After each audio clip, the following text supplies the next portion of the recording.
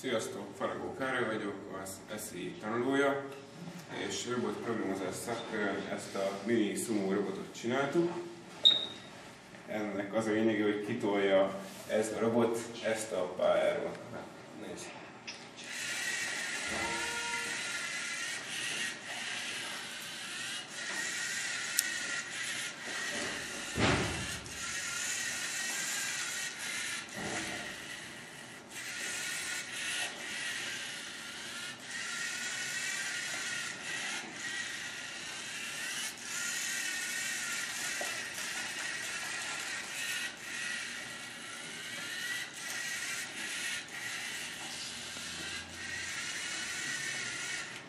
Hát lényegében ennyi.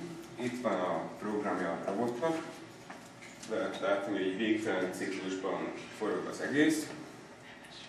Ezek hajtják meg a motorokat, és ez a parancs pedig azt csinálja, hogy vár egy kicsit, hogyha kimegy a pályáról. Ez szabályozza azt, hogy ne menjen ki a pályáról, és